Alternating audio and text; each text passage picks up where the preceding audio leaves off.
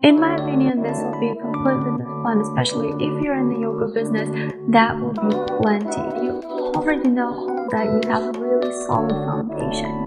You have conducted an extensive market research already. That's not the target audience I want. I thought, wow, that works really well for her, and I just put it on the list. Hello guys, welcome to Yogipreneur, and today we have another video, our final step-by-step tutorial to creating your business plan. Before we dive into it, remember to subscribe to the channel, remember to hit the bell, remember to like and comment below to communicate with me, because this is the only way I know what is it that you want, what is it that you need for me to post. Let's get into this topic. So if you watched the previous two videos and if you were creating this business plan along with me, most likely you already have a really solid foundation, and this is really all you need for your business. So probably right now you already know a lot. You know what is it that you're doing, you know how you're going to do it, you're clear on your why, and technically already now you can go out into the real world and set up your business. But a lot of business plans suggest you go even further, and the business plan outline that I shared with you under one of my videos that I'm going to link right here, and if you still don't have that business plan kit with that business plan outline, make sure that you go to that video, you download it using the link below in the description, because this is a great document. It has 12 pages of information and it will make you clear on a lot of things in regards to business plan. So if you still don't have it, remember to download that one. It will help you. So going back to what I just started saying, in that business plan outline, I suggest that you finish your business plan identifying your niche and conducting market research. In today's video, we're actually going to do exactly that. We're going to identify your niche. I'm going to tell you what I mean by conducting market research, and in my opinion, this will be a complete business plan, especially if you're in the yoga business. That will be plenty. But if you're using any other outline, if you want to go further, maybe this foundation that we created in the first and in the second part of this business plan tutorial will help you get there, I promise. So let's talk about your niche. As always, I created a worksheet for you that will help you work on creating your niche. Make sure you download it. I have the link for it right here in the description. And if you look at it, you will see 3 parts that will together help you identify your niche. And in short, the parts are called what, who, and how. Before you tell me, not again with what, Alina, I'm tired of it, I'm bored, let me tell you, this will be a little bit different, because we're going to look at these questions from a little bit different angle. But yes, you can already use what you have. You can use your answers to previous questions that we had in our previous parts of the business plan to complete this one. And this is what will make it nice and short and easy for you.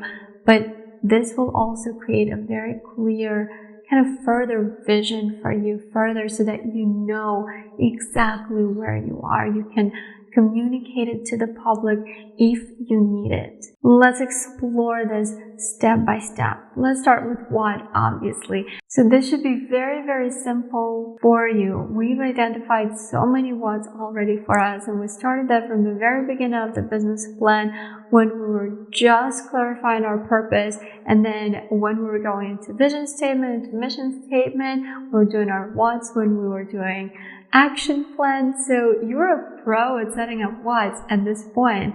All I'm asking you to do is to look at it from just a little bit different angle for this one. And the main thing I suggest you look at as what industry you're in, what services you provide, what the variations of your services are, and what is it that sets you apart. What is your specialty service? It can be more than one, actually. My examples for it would be the industry, obviously health and wellness, For services, I would put for myself coaching and teaching. For variations, that would be yoga, that would be nutrition.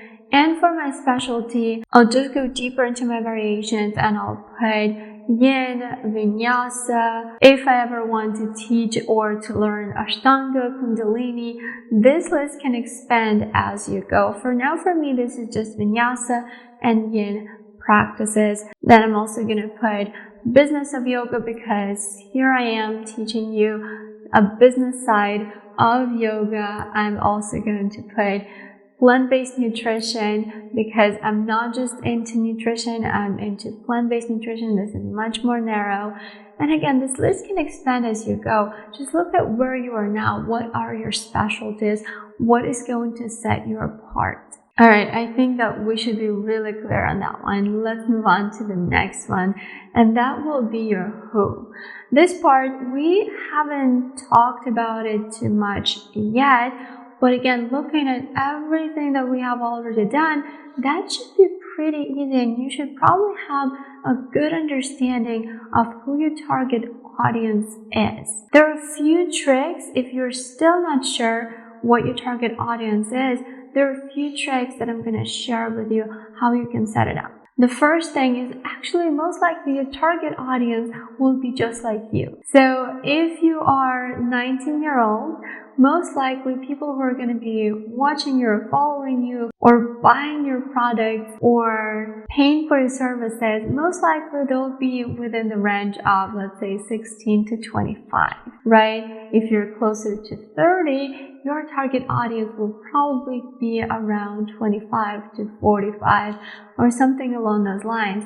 And because we create services, we create products, if we create the products and services that we like, we create those that are close to us, that are close to, let's say, our generation, right? So most likely your target audience is going to be around your age.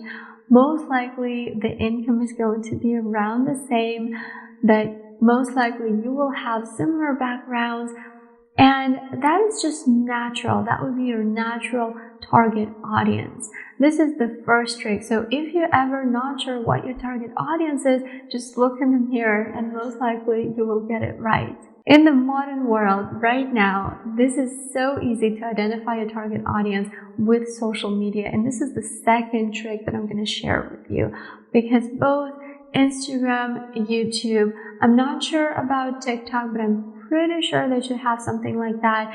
They have really in-depth insights that they're sharing with you within the platform. And if you just go into your insights, for example, let's take Instagram for this. If you go into your insights on Instagram, it will tell you who your audience in terms of gender, male or female, where they live, how old they are, what posts they're engaged with the most, what days they're most active.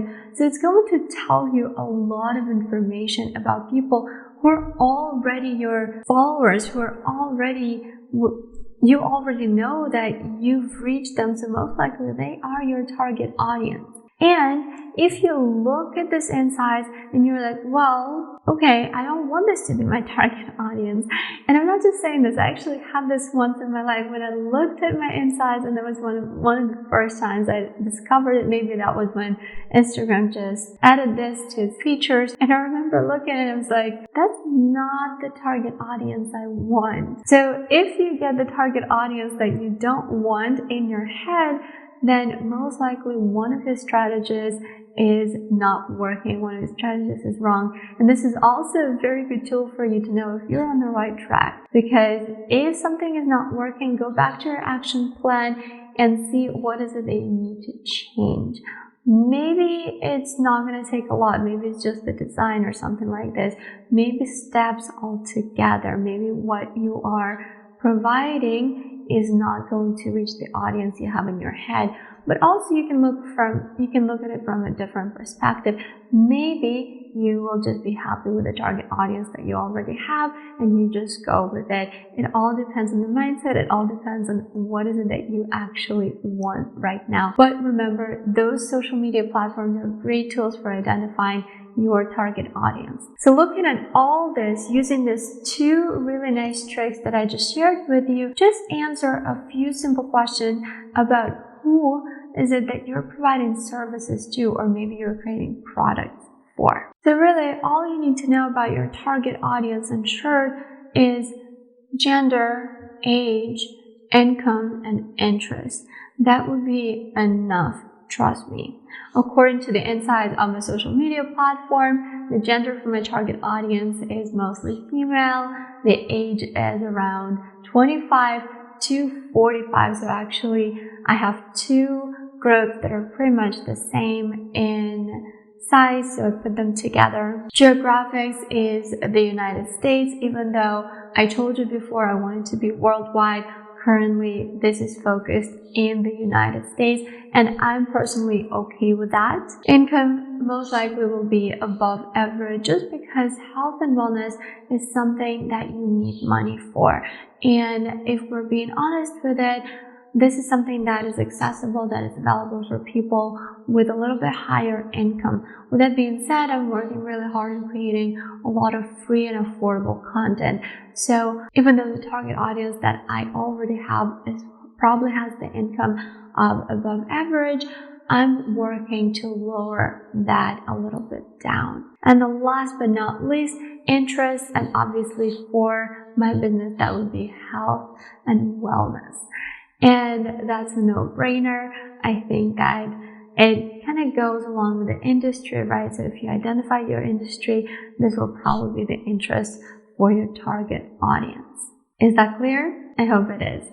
Let's go to the last part of your niche. And as you can see, we're moving through it really quickly because this is you already know all of that. You have really solid foundation. So the last part is how. And yes, I know we already have an action plan, but this part I want you again to look from a different angle and think about your competitors, or what in marketing called also competitive advantage. So what I want you to do here is to actually write a few lists. The first would be listing all your competitors, or list those that you see right now. And for myself, I actually put a few different lists in this part because I have competitors, let's say in real life, right? Local competitors.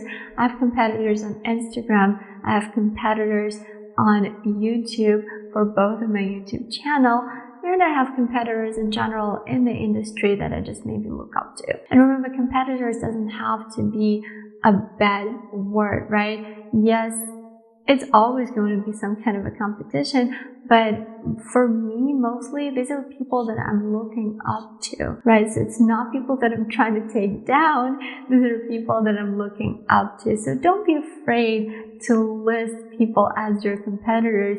For them, that should probably be flattering, not scary, because that means that you're looking up to them. From there's another list that I like to create, and that would be what works for my competitors. And again, these are probably, it will be easy for you because you will see why is it that you're looking up to this person, what is working for them, why you looked at them. And I'll just give you a few examples because those lists are pretty big for myself, and I'm not going to put the entire list here. But for example, in the real life, a few years ago, I met a yoga teacher who was playing a musical instrument during Shavasana as she was finishing the class. Well, I said she said, now you know it's a female. But anyways, it was not a big secret. And I thought, wow, that works really well for her. And I just put it on the list. It doesn't mean that I ran off something and started learning how to play musical instruments. It doesn't mean something like me going crazy and trying to do the same thing. No, but I just put it on my list. I'm like, well, if I ever get a chance, this is a really good tool to use. Guess what? Years later, I found a hand pen for myself. And if you've never heard me playing it, go to my Instagram account and I post quite a few videos of me playing it. And I love it. And once I found it for myself, when I started learning it, I was like, well, I can actually bring it into my classes and I can play during Shavasana. And I did not steal that, right? I did not steal this idea. I was inspired by this girl that I met years ago. Same thing, for example, with YouTube videos, with YouTube classes that I have on my Yoga with Alina channel. I look at my competitors, I look at people who've been in this for years now, and since I'm fairly new on YouTube, I'm looking at what is it that's working for them. And for example, I know that yin classes work really well, and it happens that I really love teaching yin classes as well. So I started exploring for myself, and later on I started learning whether an hour class is better than a 15-minute class. And I get inspired from these people to make myself better as well, to kind of essentially avoid the mistakes that they might have made. So let's actually stay on the same topic, and I'll tell you about the next list I want you to create. It's the list of things that don't work for your competitors. And again, this list can be pretty long, and it's not that you're criticizing your competitors. It just means that you don't want to make the same mistakes, hopefully. And I'll actually give you an example of something that I saw that it doesn't work for my competitors, but I still went for it, and I'm still doing it just because I like it. And if we're talking about YouTube, that's tutorials. And I saw it in my competitors that those explanations of poses, tutorials, they don't really work as well as classes, but I still really enjoy teaching them. And I was like, you know what? I don't care. I'm still going to do it. Once a week I'm going to post a new tutorial, and if there's an audience for it, I'm happy. If not, alright, I'll be doing it for myself. Equally, I could have said, you know what, it doesn't work for them, and I know it, I'm not going to do it, and I would have been right. But again, this is a personal preference at this point. So just know what works for them, what doesn't, so that you can make an educated decision on what is it that you want to do. The last list that I want you to create in this part is things that are going to be your competitive advantage, things that are going to set you apart. And again, it doesn't have to be something completely outside the box, right? You don't have to, jump. I don't know. I can't even imagine what to say here. But for example, for me, my competitive advantage right now in the local community is playing handpan, right? That's one of my competitive advantages. And yes, it was inspired by another teacher, but I took it and made it my own. And now that's one of my competitive advantages. Another competitive advantage is that I teach different styles, and I've had really good teachers. So what I'm providing, the services that I'm providing, are really unique and one of a kind. And that's another thing I'm going to put on that list as my competitive advantage. So think about it. It doesn't have to be a huge list, just a few things that are going to set you apart. And if you still don't have those things, don't be afraid to put things that you want to set you apart, that you want to create that will set you apart. You can put those on the list as well, and then maybe you go to your action plan and see how is it that you're going to get to that point. So I think that the how and the competition should be pretty clear at this point. And this is when, if you want, and I'm going to stress that if you want, you can go ahead and craft the exact niche that you are working within. The reason why I say if you want is because everything that we just did, it actually gives you more information than you stating the niche itself. However, having the kind of official niche statement is sometimes important, maybe to share if you need it for, your website, if you need to put it somewhere. It's good to have it just in case. And the niche is going to be broader than what we just created. Don't be afraid by that, and don't be thrown off by that. For example, my niche is in health and wellness industry, providing services to conscious consumers. That's all. That's all that I'm going to put here. So if you look at all the worksheet, obviously I have way more information, I have way more understanding of my niche. But if I need to share my niche with someone, and if I just have to put the statement, that's what I'm going to put there. Let's get to the very, very, very last part of our business plan, and that's going to be your market research. And guess what? Doing everything that we did before, you have conducted an extensive market research already. What I want you to do for this part is just kind of put it all in a logical sequence. That's all that I'm asking you to do here. And maybe add something additional, maybe throw something out. So create a list, or actually not a list, I have a page for you to write on, right? Especially if you downloaded that worksheet, you're going to find that page, so make sure you do that. I keep referring to that worksheet because I think that it's a great tool for you, and I'm really hoping that you're enjoying those. Anyways, back to the topic. If you look at the worksheet, this is just one page where I suggest that you start writing whatever you found in your market research. Maybe some points that were shocking to you. Maybe some points that you want to focus on. So look at everything you've done before. Look at all the answers you had before. What are the main things you think are going to help you?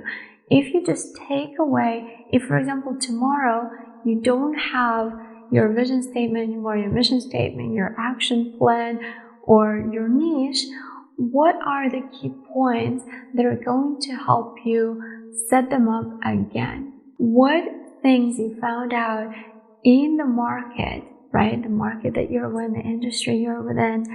What are the key points that you found out throughout these 3 videos that we had, 3 tutorials that we had, that are going to help you just set up another business plan just by looking at them? And take your time with it, right? You don't have to conduct market research just in a second here. You can actually put it off for a little bit until you feel you actually need it. But trust me, this is a good tool to have just in case. Alright, so I hope that after these 3 videos, after these 3 tutorials, you are ready to go into the real world and set up a real life business, because now you know what, why, and how you're going to be doing that. If you need any additional resources, make sure to reach out, make sure to use everything that I shared with you, and remember to subscribe to the channel, remember to like this video, remember to hit the bell, remember to comment below to communicate with me your thoughts on this video. I hope that this was informative. I hope you enjoyed it, and I hope to see you here in my next video next week. Thank you guys.